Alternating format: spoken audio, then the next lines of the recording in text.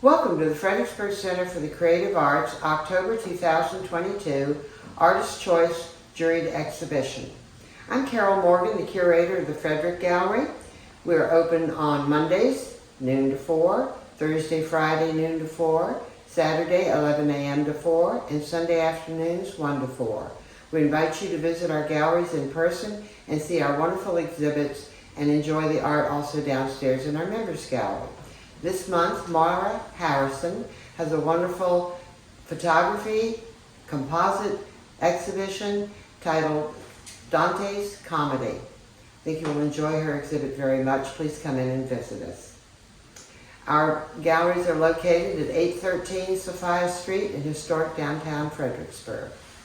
I'd like to introduce you to our October 2022 Artist Choice juror. Chris Gregson studied at the New York Studio and Forum of Stage Design. He worked at the Metropolitan Opera and as stage artist at theaters throughout New York City. In 1995, Chris began to create abstract paintings and exhibiting them throughout the United States and internationally in Italy and France. He established a permanent collection of self-taught art at Meadow Farm Museum and organized many exhibitions over the years. He has been a guest critic and speaker at Virginia Commonwealth University, lecturer at the Southeastern College Arts Conference, and a speaker at Virginia Association of Museums and at universities across the Commonwealth of Virginia. In 2005, he founded Constructs, a group primarily consisting of abstract painters associated with various colleges and universities in the region.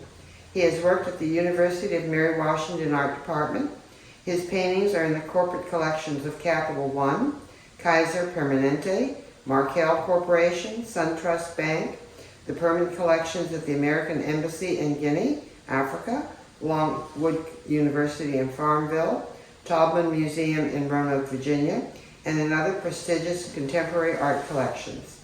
Mr. Gregson was an artist resident at the Cité Internationale des Arts Paris in 2002 and will return there in 2023. Please welcome Chris Gregson. Hi, I'm Chris Gregson. I'm the juror for October exhibition called Artist Choice. And I was pleased to get to be the juror for this particular exhibit because I am an artist and I wanted to select the artist based on certain criteria which I felt strongly about.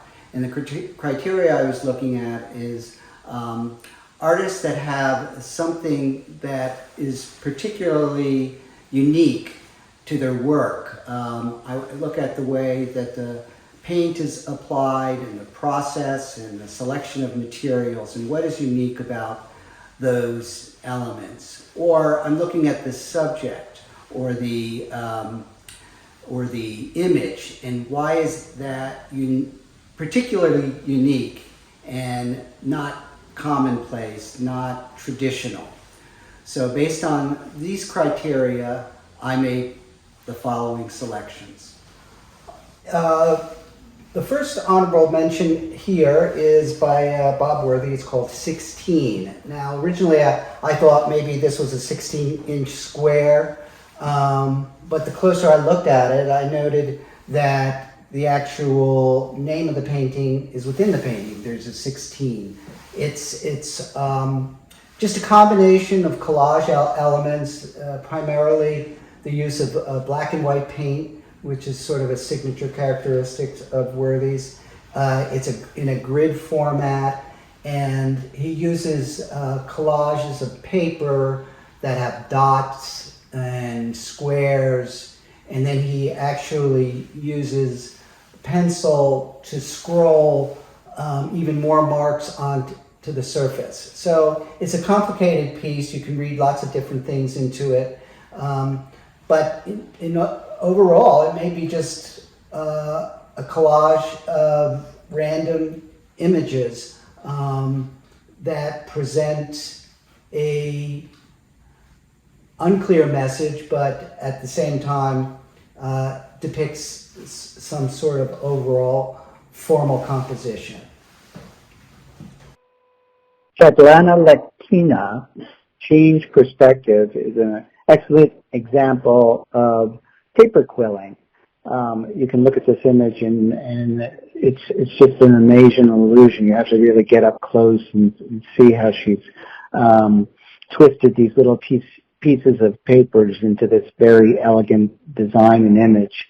The very old technique that was used in the Renaissance to decorate old manuscripts and books, but she has used it to create a wonderful, masterful piece of art. Even the image itself, the position of the head of the owl is all sort of a fascinating composition and a wonderful example of quilling. Another honorable mention is Amy George's comma dichotomy. And I found this intriguing. As I told you before, I'm interested in materials and process and the actual image. And this particular piece is unique. It's a simple play on photography, and it's using the photographic process as the image. So we're here looking at two of the contact images, and she's blown them up to create the piece, and she's simply balanced the piece by having an upper piece of I think she calls that the comma. Maybe that's the comma, but it really looks like a flower or something in the central part of the upper portion of the piece, and then she contrasts that with this black, dark gray contact sheet. So I found it fascinating on the way it's constructed and the use of materials, and also the message, which may be nothing more than looking at the assembly of materials. Another honorable mention is Pamela Moniz. She did a collection of figures of angels and divas and other characters. And what's absolutely fabulous about her work is they're so comical and they're full of expression. And she's really worked on all the details in a very cartoony way. So you have the dresses and the posture and the facial expressions all clearly made within a very comical sort of cartoon way, which is very, very delightful. But beyond that, she's incorporated lots and lots of details to each of the characters. So she has the funny little glasses hanging off the nose, and the earrings, and the necklace, and the way her arms are positioned, and all the way down to the little jewelry that she's wearing and her shoes. And they're all very delightful, and each one of them are filled with all these sorts of attention to detail. Another one of the honorable mentions here is Elizabeth Rice's Famine Memorial Transposed. And it's a small pastel with a lot of psychological punch to it. One can feel the helplessness and the depravity of the characters in the image. It's a very, very powerful scene. It sort of reminds me of like Edvard Munch image of the Scream or something. It has that sort of psychological power. And in these days, with all the problems we're having with immigration and the problems with the war in Ukraine, in the images that are in the media, you just see these people exposed and helpless. This image evokes that same sort of character.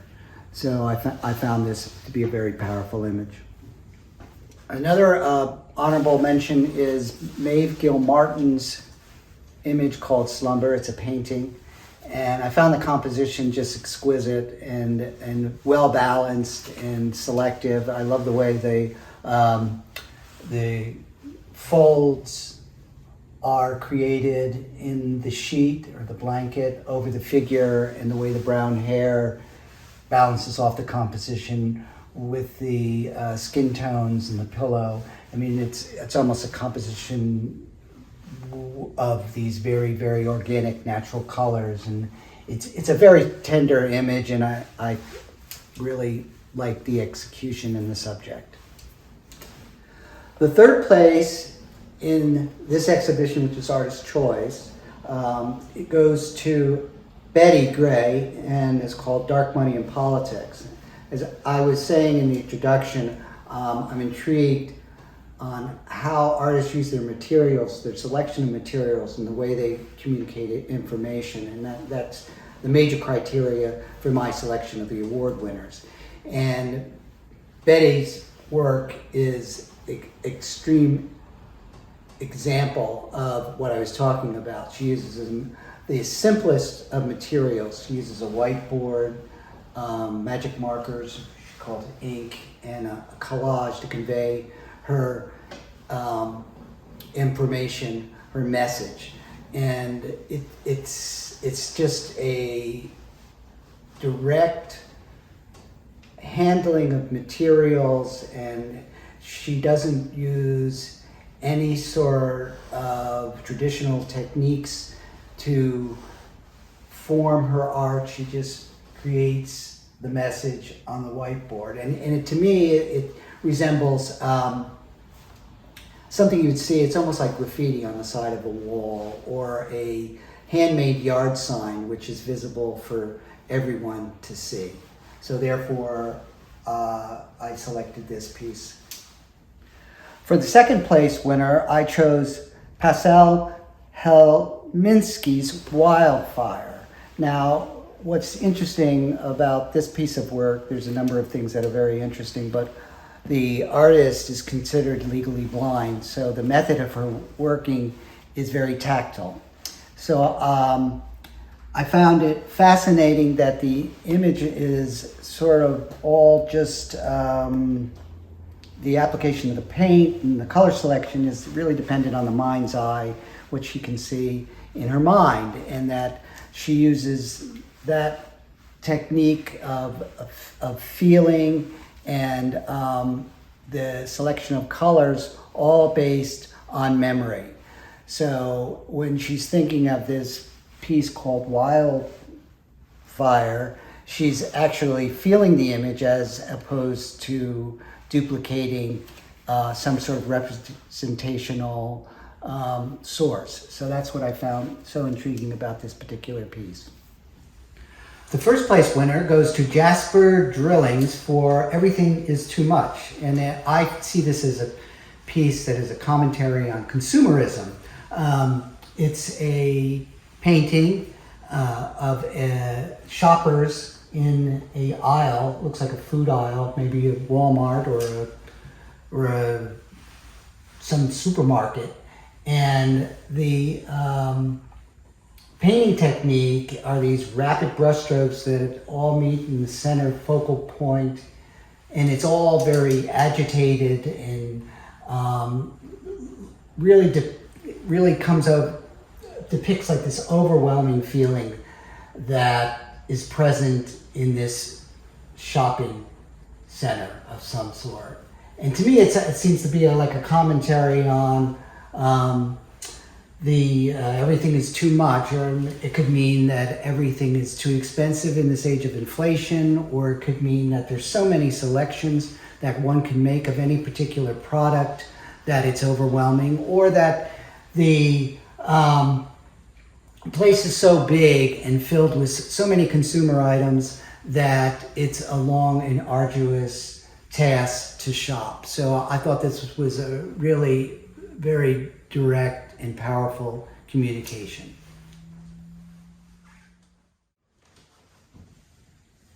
Thank you, Chris, for coming in again to the Fcca and selecting this wonderful exhibition, and for selecting awards today. We appreciate your time, your expertise, and it was fun working with you. And I ask our audience to please stay tuned to this video for a walkthrough of the entire exhibit. And please come in person to visit the exhibition and let your friends know. We're at 813 Sophia Street in downtown Fredericksburg. Thank you.